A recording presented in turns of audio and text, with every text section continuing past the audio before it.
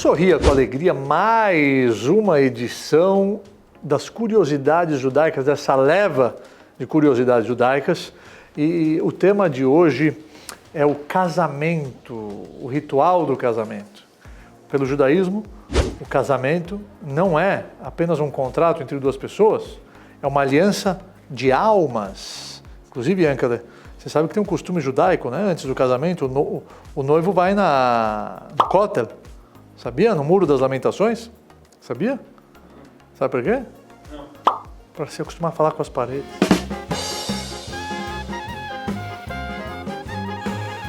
Tira aí, Lu. Essa é melhor tirar, né?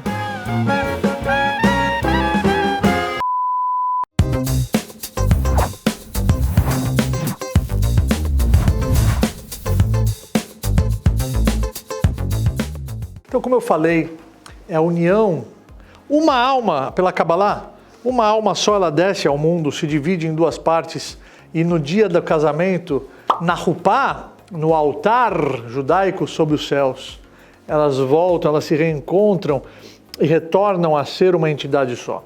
O casamento ele é celebrado por intermédio da cerimônia do Kiddushin, e esse momento é a união dessas duas partes que voltam a ser uma só. Existem muitos costumes, existem muitos detalhes e nós vamos, na medida do possível, no pouco tempo que nós temos, explorar todas elas. Então, como eu falei, a cerimônia ela tem que acontecer debaixo de uma rupá. A rupá ela é uma cobertura aberta a todos os lados e ela simboliza exatamente um lar aberto à hospitalidade, um futuro ainda em construção, mas que é muito promissor. E não há paredes nessa rupá, porque essas paredes serão construídas pelo próprio casal no decorrer de suas vidas. E a Ketubá é o documento oficial, o contrato matrimonial, aonde, pelo judaísmo, todos os deveres, todas as obrigações, todas as responsabilidades que o noivo assume perante a sua futura esposa, cuidar dela, proteger ela, dar para ela tudo do bom e do melhor, roupas, joias, cartão Black Infinite sem limites, sustento, respeito, dignidade, isso é assinado perante duas testemunhas e ele faz o Kinyan. Ele levanta um objeto adquirindo para si todas as responsabilidades existentes naquele contrato, na Ketubá, que é lido também dentro da cerimônia, debaixo da rupá, na frente das testemunhas. A brachá, que o rabino, que está oficializando o casamento judaico, ele faz é a seguinte: Baruch atah Hashem Elokeinu melech haolam. A gente abençoa, ele abençoa naquele momento, o Eterno, nosso Deus, Rei do Universo, que nos santificou com as suas mitzvot, ve'asar lanu essa arushot ve'itir lanu et hanesuot lanu alidei rupá ve'kiddushin. Ou seja, ele nos proibiu qualquer tipo de relação e permitiu a relação que foi santificada alidei rupá ve'kiddushin, através da rupá e do ato do kiddushin, aonde o marido, ele, por intermédio da aliança, que nós vamos falar já já, ele adquire para si todas as responsabilidades e traz a sua esposa como a mulher da sua vida e aquela mulher que ele vai amar, e aquela mulher que ele vai respeitar, e aquela mulher que ele vai proporcionar tudo do bom e do melhor, e assim cada um irá abrir mão no decorrer da vida em prol da felicidade do outro. Mas a responsabilidade de ser o provedor, não que a mulher não possa trabalhar, claro que ela pode, mas ela não tem a obrigação, pela ótica judaica, de ser a que vai sustentar a casa, a responsabilidade de sustentar o lar e de sustentar a família. Essa é uma responsabilidade do homem, e a mulher, se quiser, claro que pode trabalhar. E se ela quiser compartilhar com as despesas e com as responsabilidades financeiras do lar, é óbvio que ela pode. Senão ela pode ficar com o dinheiro 100% para ela também. Mas o provedor, nesse caso, quem adquire para si todas essas responsabilidades e obrigações, assinadas por um documento no altar do casamento é o homem. Baruch atah Hashem, abençoado é você, Hashem. Mekadesh amo Israel, que santifica o seu povo Israel, alidei chupá, através da chupá e do kiddushin. Veja que a palavra é kiddushin, vem de kedushá. O casamento é algo sagrado, porque é isso que vai ficar. E é isso que diferencia uma casa que vai prosperar daquela que infelizmente não vai se sustentar. Vocês sabem que está escrito na Gemara que um dos grandes rabinos do Talmud, ele falou para o seu aluno, Shinena, que é uma expressão de meu aluno querido, Chatof ve'echol em aramaico, come, bebe, pega para comer e para beber, pega. Dehai alma, porque esse mundo, de aslinan minei, que um dia nós partiremos dele, kebeit hilula damei, ele é como se fosse um salão de festas de casamento. E qual que é a mensagem que ele quis passar para o seu aluno? Então, o Rashi, o principal comentarista do Talmud, ele já traz. Por que esse mundo é comparado a um salão de festas de casamento? O que significa Hatov ve'echol, Hatov ve'ushte? Pega, aproveita, come e bebe. Faz mitzvot. Acumule para si boas ações. Porque um dia a gente vai partir desse mundo. E o que vai sobrar? Senão aquilo que você aproveitou para eternizar. E para nós entendermos isso, uma vez eu escutei uma parábola que ilustra isso muito bem, sobre um homem que foi de uma cidade para outra, justamente para ir para uma cerimônia, para uma festa, para um casamento. E quando ele chega, ele, óbvio, agasalhado, fazia muito frio, ele se direciona até o salão. Dentro do salão aquele calor, dentro do salão aquela energia, dentro do salão aquela festa, aquela música, aquela comida, ele tira o casaco, ficou quente. E aí ele dança, come, se alegra, parabeniza, conversa. Tudo que nós fazemos numa festa, numa celebração. Volta para casa. Quando chega em casa, que ele se dá conta, quando ele desce do ônibus, tá frio? Cadê meu casaco? Esqueceu o casaco aonde? No salão. Então ele sai do ônibus e já permanece no ponto. Porque ele vai pegar outro ônibus para voltar e pegar o seu casaco. Quando ele chega lá, já tarde da noite, cadê a luz? Cadê a música? Cadê a comida? Cadê a bebida? Cadê o ambiente? Cadê aquela magia? Cadê aquela euforia? Ele simplesmente vê um salão todo desarrumado, as mesas bagunçadas, as toalhas no chão, comida no chão.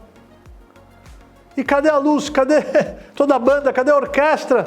Cadê tudo isso? E ele vê o salão com as luzes apagadas, aquela bagunça, e um velhinho varrendo o chão, limpando o salão.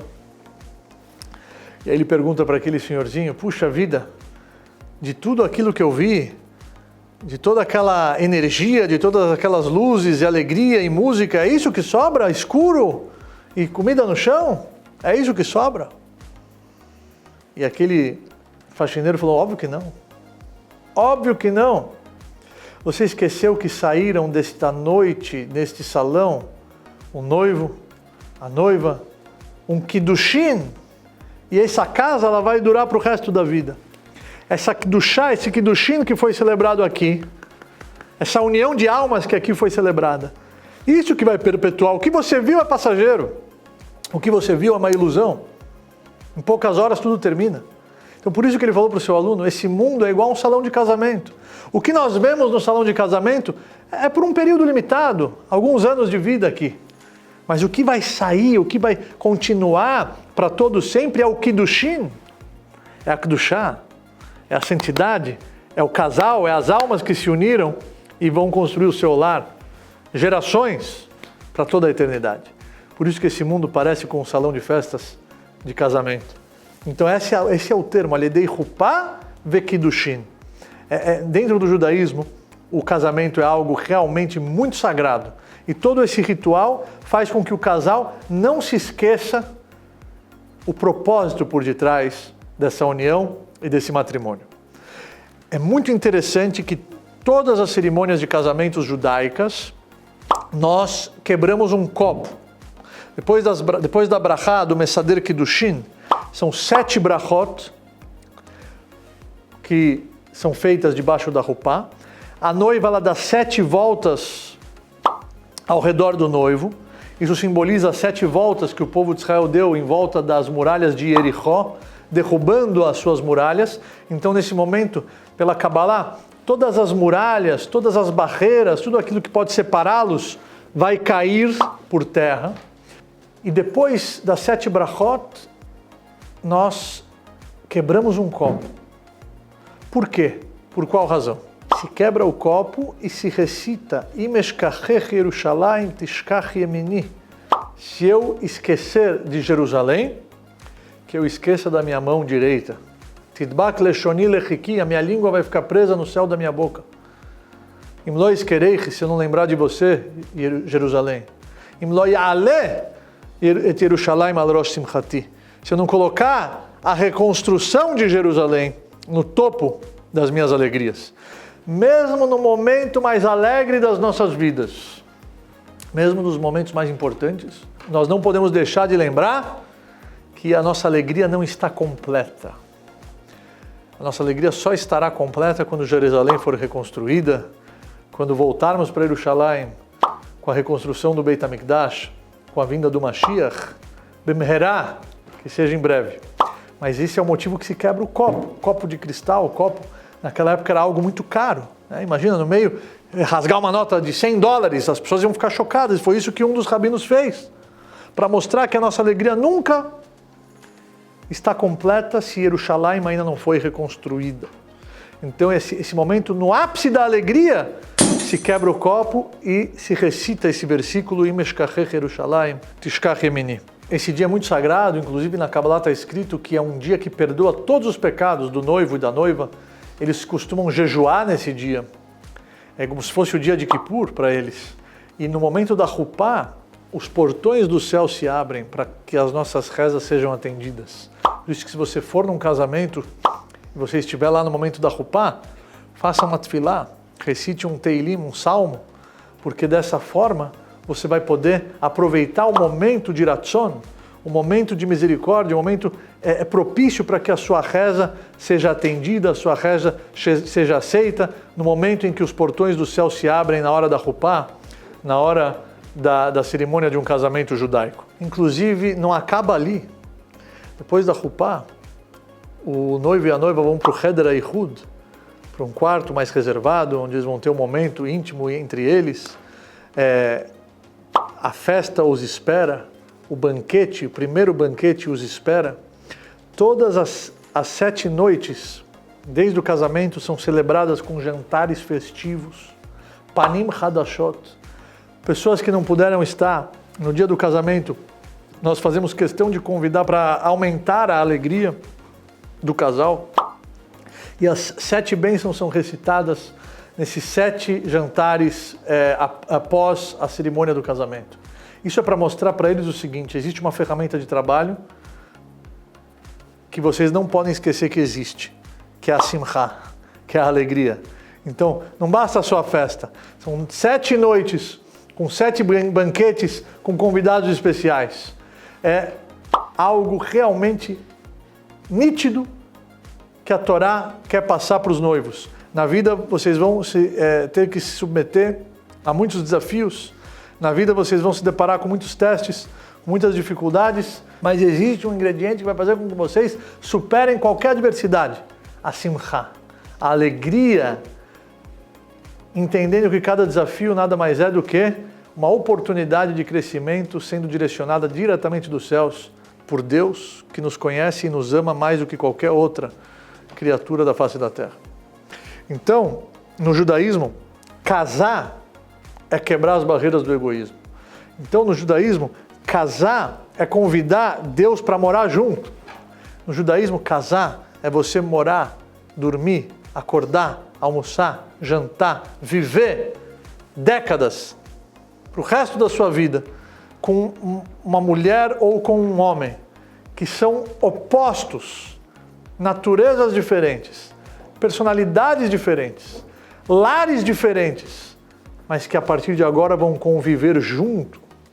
A partir de agora, um abrir mão em prol da felicidade do outro, a partir de agora, um completar o outro. Não é à toa que a mesma Gemara nos ensina que nenhum ser humano será completo se ele não casar.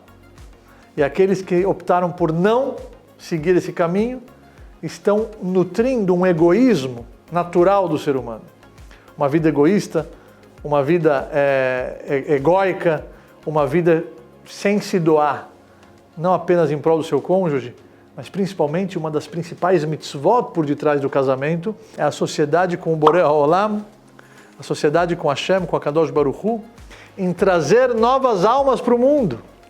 Porque são 3 os sócios no nascimento: o pai, a mãe e Deus. Então, o casamento é a forma mais pura de você trazer Deus para a sua vida em uma sociedade focada em dar continuidade ao seu nome, aos seus valores, aos seus preceitos, ao plano divino por detrás de toda a criação. Esses são apenas costumes, essas são apenas algumas mensagens por detrás do ritual de um casamento judaico. E o pouco tempo que nós temos aqui, eu espero ter esclarecido isso para vocês. Então, a próxima vez que vocês estiverem em vocês vão entender melhor que cada tradição, cada costume, cada preceito, cada detalhe, na verdade é para instruir esse novo casal a colocar mais um tijolinho na construção de Jerusalém, na construção do Beit HaMikdash.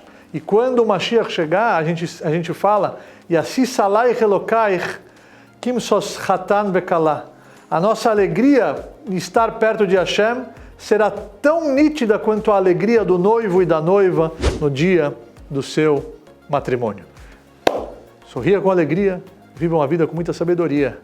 E até a próxima edição das curiosidades dessa nova leva de curiosidades judaicas.